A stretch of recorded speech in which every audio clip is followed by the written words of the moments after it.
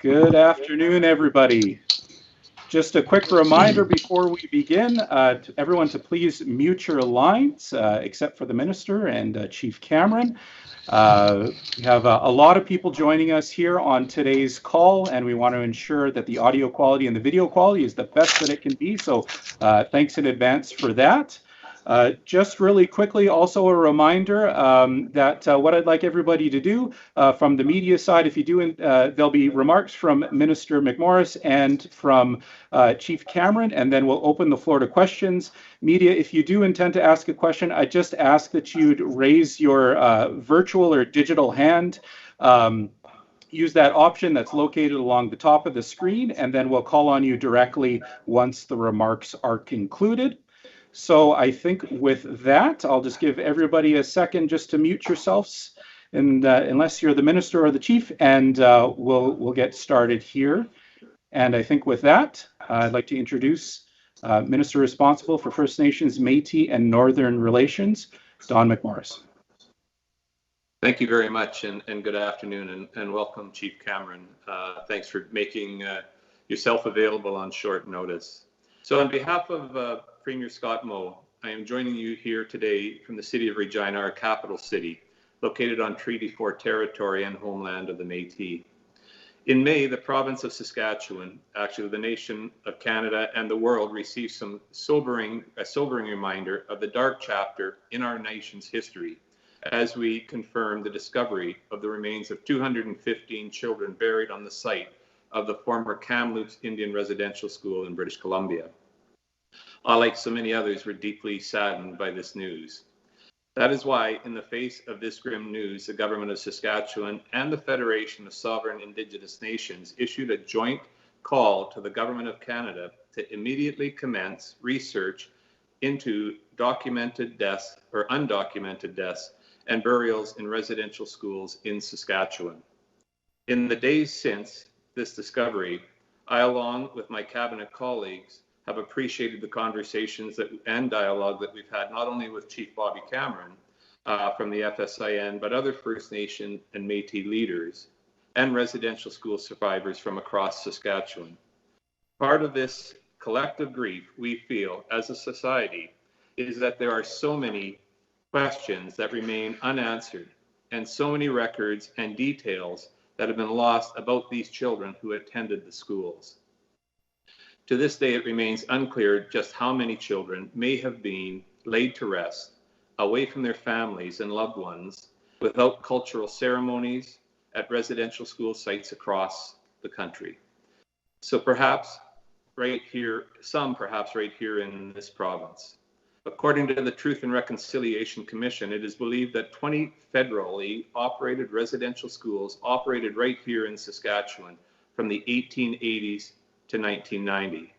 The FSIN have already identified the Indian residential schools in Muskowin, Onion Lake, St. Anthony's, Beauval, Guy Hill, LeBret, and Sturgeon Landing as sites to focus on, but we anticipate this list may grow in the weeks ahead.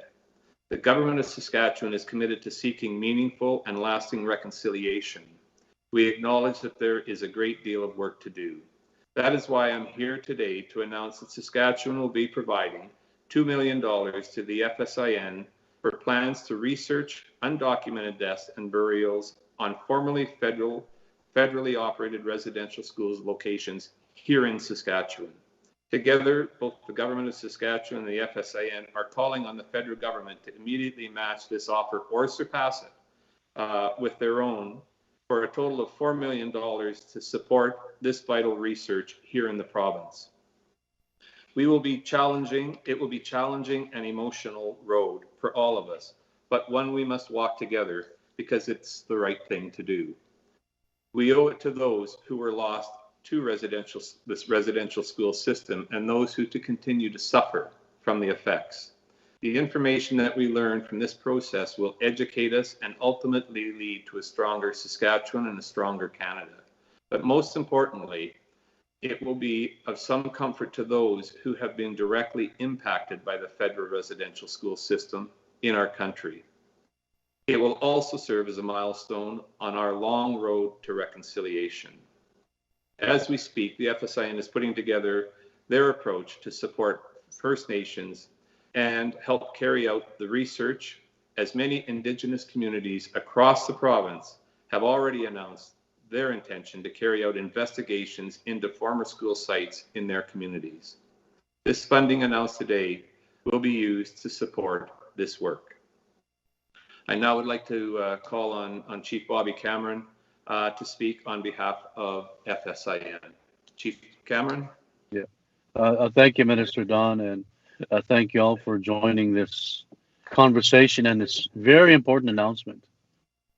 First and foremost, we want to thank our God, our Creator, for such a beautiful day today. And we want to thank all of those survivors and their descendants for what they've done for us many, many decades in telling these stories. Telling these stories for many, many decades, and now people are believing them, which we're now here in 2021. We would begin by saying this to each and every one of you, that this very important announcement with the provincial government is we're very grateful for it, and it's a good start. It's a great start. Minister McMorris was absolutely right when he mentioned that there would be other schools that will be coming forward. We think of George Gordon First Nation. We think of the Bovell Indian Education Center. We think of Timber Bay, which was not a federal-run school, but a provincial-run residential school. So we push for that recognition as well, Minister McMorris and Premier Scott Moe and others, that be recognized and fully part of this whole process, without a doubt. We have had protocols and ceremonies in different locations, very sacred ceremonies. Those have begun. This very important announcement will go towards getting more stories and getting more input from all of those survivors who have very great knowledge. I think of guys like Eugene Arcand and Norman Yakalai out of NWT, just to name a few, that have been instrumental in the whole TRC process. All of these individuals will play a very important role in moving us forward. And Minister McMorris and I had a brief discussion this morning about what happens afterwards, the holistic healing, the counseling sessions that will continue without a doubt. But also, what are these lands going to look like? Some of the expectations would be that they be turned into sacred sites, because that's what they are. These lands are sacred sites, much the same as our crown lands. I want to tell each and every one of you a story of those poor little ones that we will never find. Those ones who have escaped those institutions for many, many decades and were lost in the bushes, in the country, and perished due to the elements. We will never find those ones, but we will find some of them. To each and every one of you that is listening and that are on the line, the power of prayer and the power of resiliency goes a long ways. We like to term it respect. That word respect goes a long ways. It encompasses everything that we do as human beings, whether it's reconciliation, forgiveness, love, kindness. That term respect is universal for every one of us, for every one of our households, our communities right across this world. We thank again provincial government and my conversations with Premier Moe the last few weeks, that we would come together to a site and do some kind of ceremony and acknowledgement. This is what the conversations we have been having with Premier Moe and others. So we would say this to the Pope apology about the sincerity and being genuine. We would request that he come to each of our regions. He doesn't have to come to every single residential school, but he would come to each region and pick one residential school and make that apology. Help our survivors and descendants continue that healing journey, because that's what that apology means. It's a part of that healing journey. Those are my words. Thank you all for listening to us, and we look forward to continuing that healing journey for our survivors and families. Thank you for those remarks, Chief, and thank you for your remarks, Minister. What I'd like to do now is maybe turn the floor over to media to ask questions. Just as mentioned off the top of the call here, please use the digital hand option just to raise your hand if you would like to ask a question, and I'll call on you directly, and please just identify yourself and the organization that you represent before you ask your question.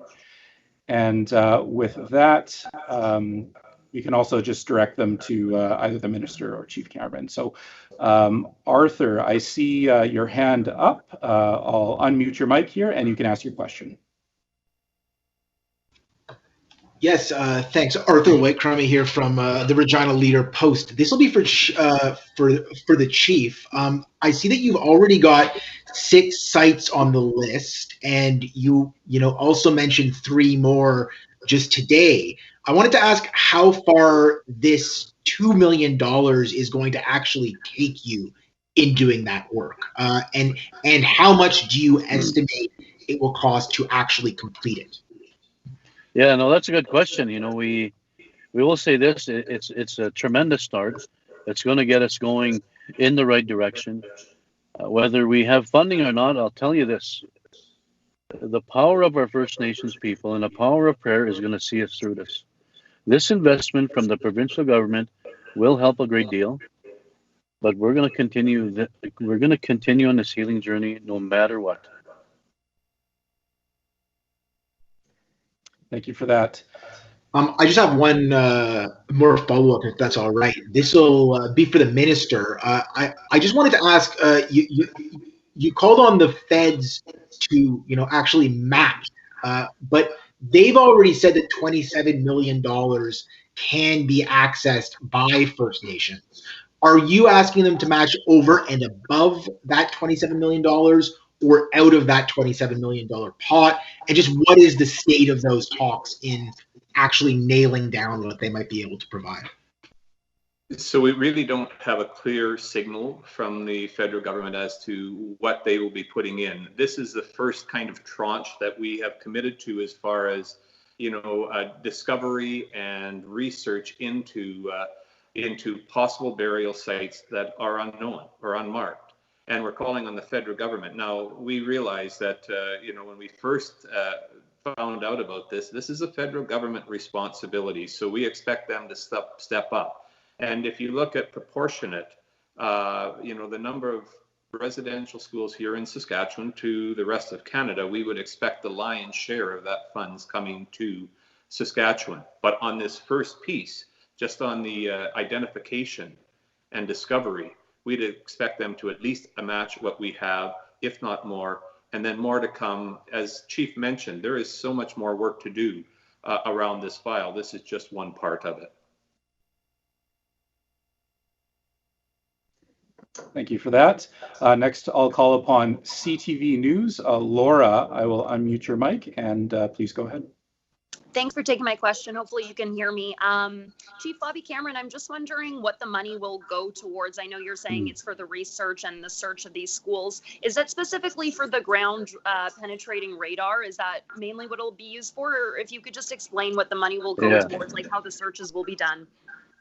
I'll say this, it'll be a part of it for sure, but a big portion of it will go to our survivors' input, their stories on where to start, and the whole protocols and ceremonies do have to continue and will continue. So the survivors will have a big voice here, and we leave it at that for sure. Thank you for that. Maybe next I'll call upon Julia. You have your hand raised. Hello, good afternoon. My question is actually related to Laura's. How much would you expect it, even in a ballpark figure, to cost to completely and thoroughly research one of these sites? Yeah, we don't have an exact budget breakdown. What we did do was put a proposal for close to $5 million to the federal government. Now with this $2 million from the provincial government, it's going to enhance what we expect during this whole journey with our survivors and the descendants. You know, their input, their guidance is going to drive this whole process. We cannot be more clear, or we will not deviate from their direction and advice. It's going to be a long process, a healing process, and we're going to see this to the end. Thank you, Chief Cameron. And just a quick follow-up on that. Where did that 5 million figure specifically come from? How was that determined? Yeah, so it was in a variety of areas. Obviously, the radar ground search projects, the holistic healing, the protocols and ceremonies, the survivors gatherings and input, and many meetings and dialogues that will happen and must happen before, during, and after this whole process. You know, this is going to continue for quite some time. It may take many years, so that's what we factored in. Excellent, thank you. And maybe I'll just jump in here and just a quick reminder, if you are asking a question, please just identify yourself and let us know the organization that you're with before you ask your question. Maybe next I'll just go down the list and see that we have a question from Alexander. Please go ahead. This is for the minister. I just wanted to ask, I guess, is there a timeline for how this money will be used, or for how this money will be spent? Is there, is this for to cover the next year, or is there a timeline for how much, for how long this will go for? Chief, I will start and say that as the chief had mentioned, this is a long. We know this is a long road.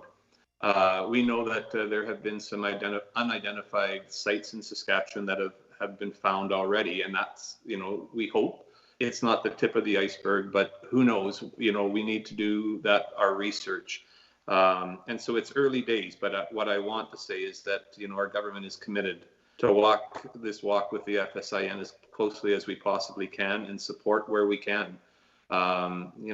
It's a tough thing, and we want to make sure that all nations, First Nations, know that the provincial government feels for you, and we're there. Again, let's not, this is a federal issue that we want to make sure that we are showing our support for our provincial partners. Thank you for that. I'll maybe go to Peter next. Go ahead, Peter. Hi, it's Peter from the Prince Albert Daily Herald. Thanks for taking my questions.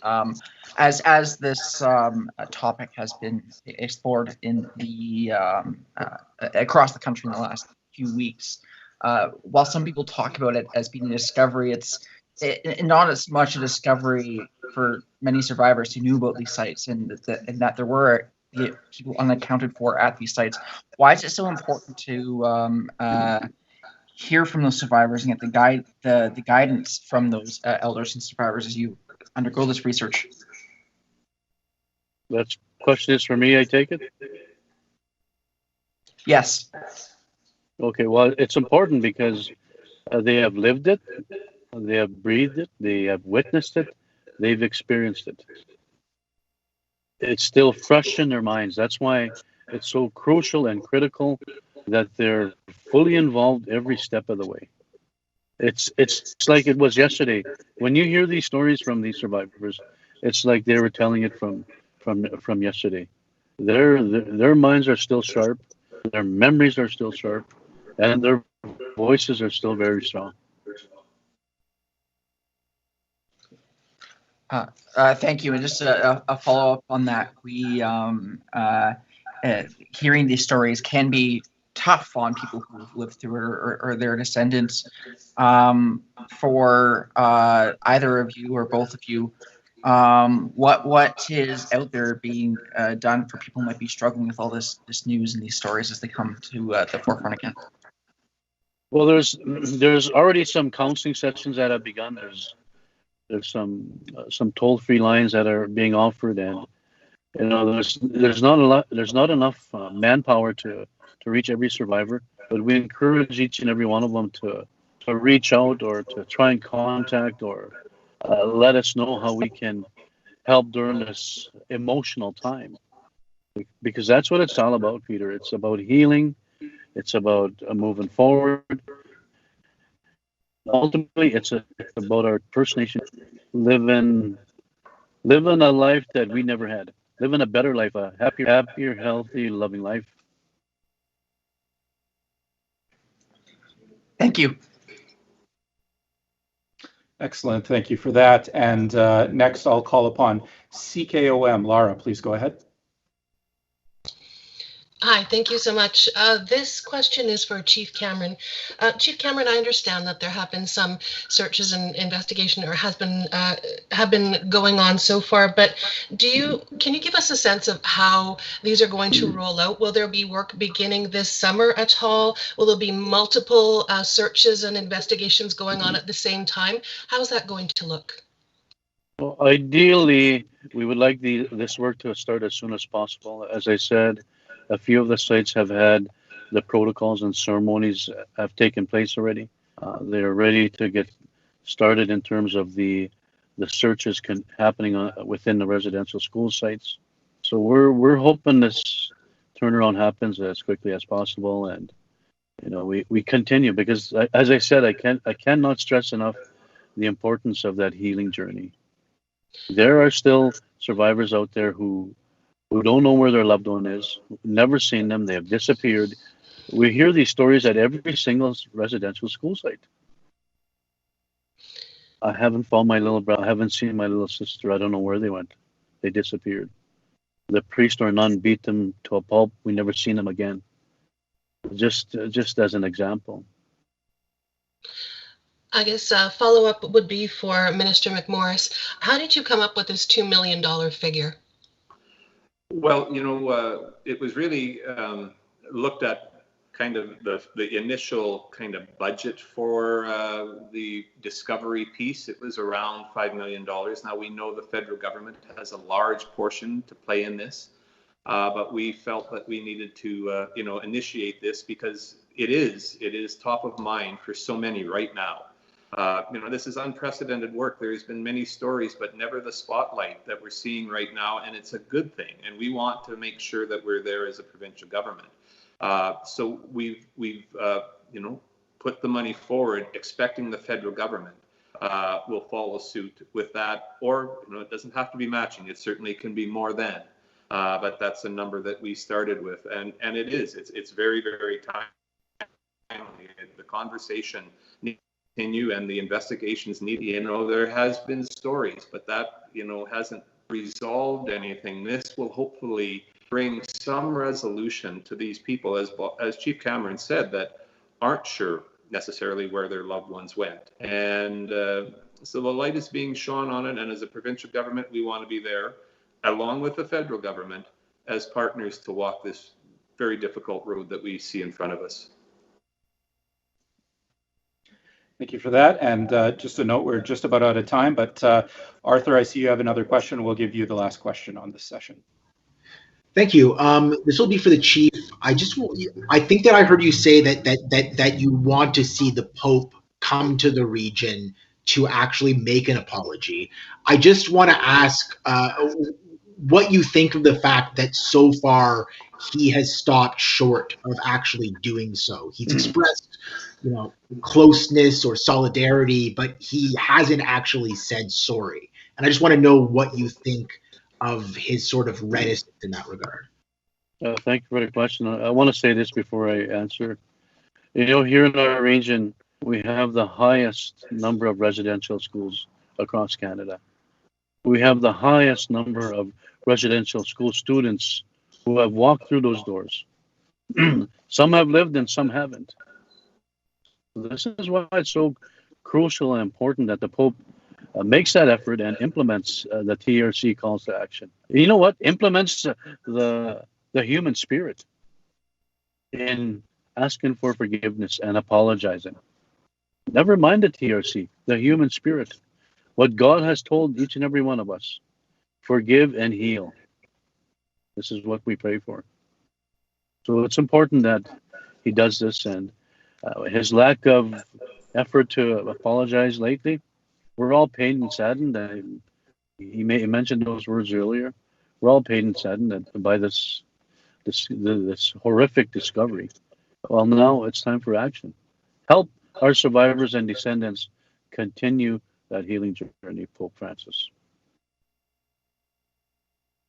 Excellent. Thank you for that. If there are no further comments or questions, we can conclude today's call.